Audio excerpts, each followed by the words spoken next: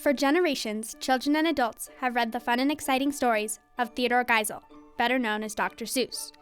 What is not as well known are his political cartoons, army training videos, and award-winning documentaries.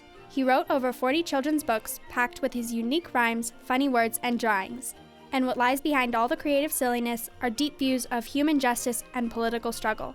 Through his art, he left a legacy of political activism concerning many local and worldwide issues of the day that continued as his audience switched from adults to children.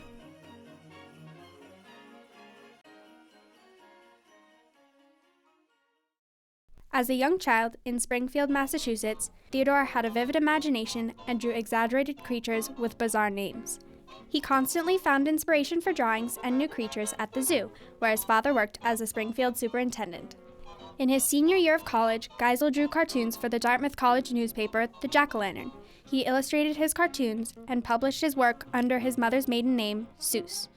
Geisel graduated from Dartmouth in 1925 and went on to attend Oxford University in England for 1 year.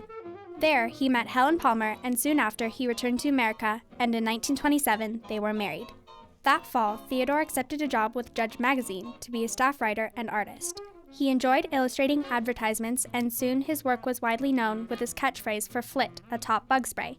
"Quick, Henry, the Flit!"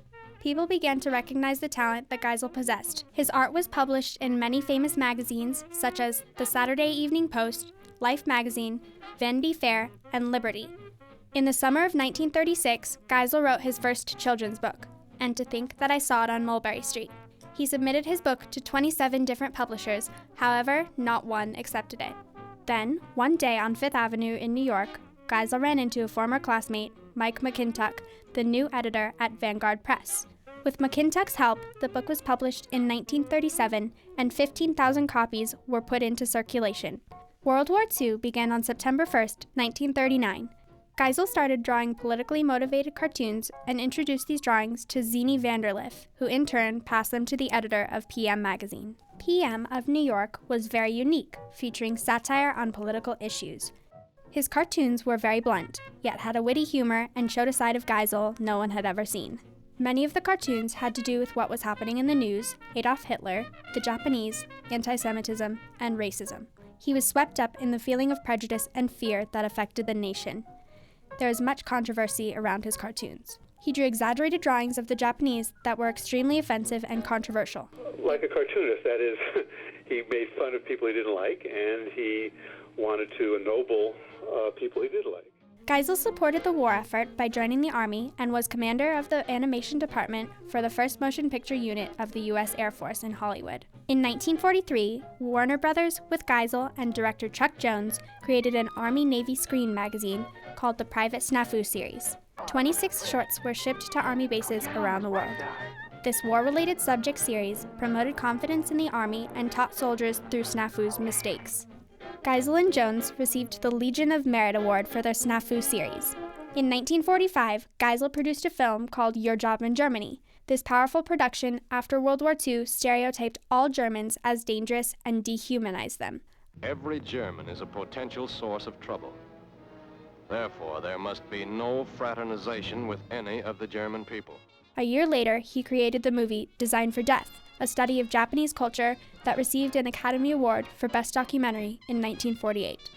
In 1953, Geisel made a critical decision that would change the rest of his life. He was giving up filmmaking and advertising and planned to spend the rest of his career in La Jolla, California, writing and illustrating children's books. The first book of his new career was Horton Hears a Who, published in 1954, a story about a curious elephant who saved a civilization on a speck of dust. But for Geisel, it was a political outcry for the Japanese and a statement about democracy and isolationism. The teaching of literacy to children became important to the U.S. This was motivated by the fact that the Soviet Union had a better education system than America. Writer John Hersey wrote an article in Life magazine in 1954 about literacy. The article discussed the problem that children found literature boring. He recommended that they use the illustrations of Dr. Seuss to keep the literature upbeat and exciting. After the article, William Spalding, the textbook editor for Houghton Mifflin, convinced Geisel to illustrate for their textbooks. However, children's books were Geisel's biggest challenge because he wanted to write books with a deep understanding of social awareness, politics, and human injustice. With a list of only 225 words, Dr. Seuss found it difficult to come up with a storyline. The name of the book came from the first 2 words on the list that rhymed. In spring of 1957, The Cat in the Hat was published. Houghton Mifflin published it as a textbook, and Random House published a trade edition that sold in bookstores throughout the country. The book sent a message that it's fine to make a mess as long as you can clean it up in the end. In 1958, Dr. Seuss wrote Yertle the Turtle, the story of an evil turtle king who was mad with power. This book was a revolt against fascism and motivated by the horrible acts of Hitler and Stalin. In 1961, Dr. Seuss published his next book that was concerned with racial issues. He created characters called Sneetches. Throughout this book, Dr. Seuss told children that no matter what a person looked like or where they came from, they should all have equal rights. In his personal life, Geisel's wife, Helen, was getting more and more depressed each day. On October 23, 1967, she committed suicide. As the days went by, Geisel went into a state of depression. At 63, his motivation to continue writing was gone.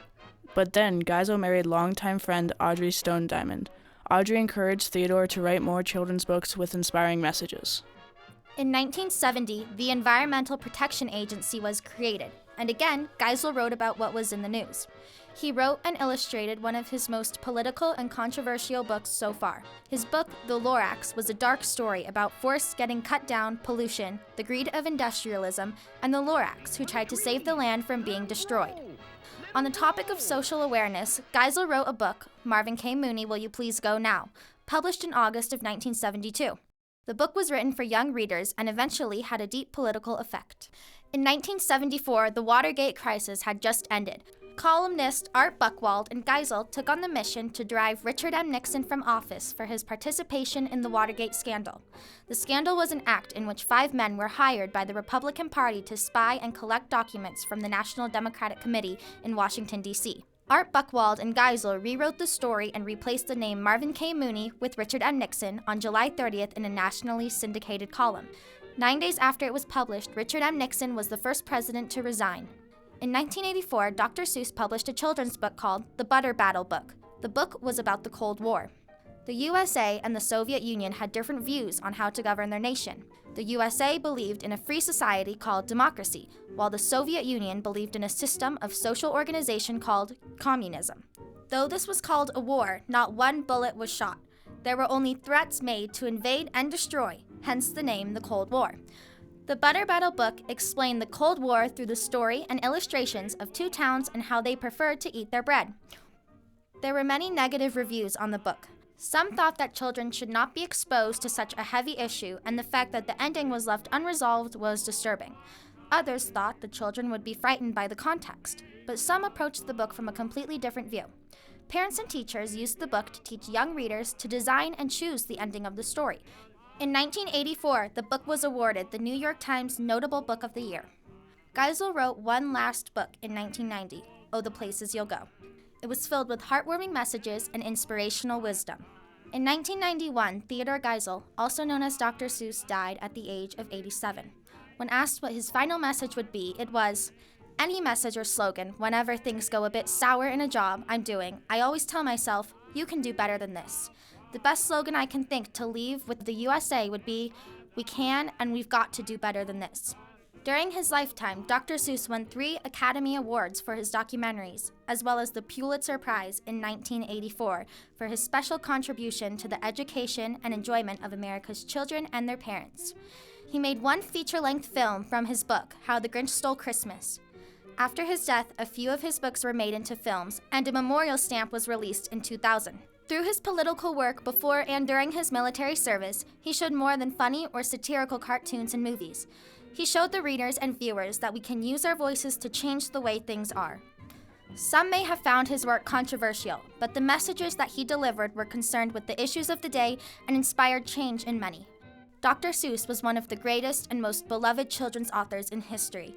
His original books taught children that reading could be fun, while teaching them some of the most valuable life lessons they would ever learn. His unique legacy, left through his books and movies, will always stay in the hearts of children and adults across the world.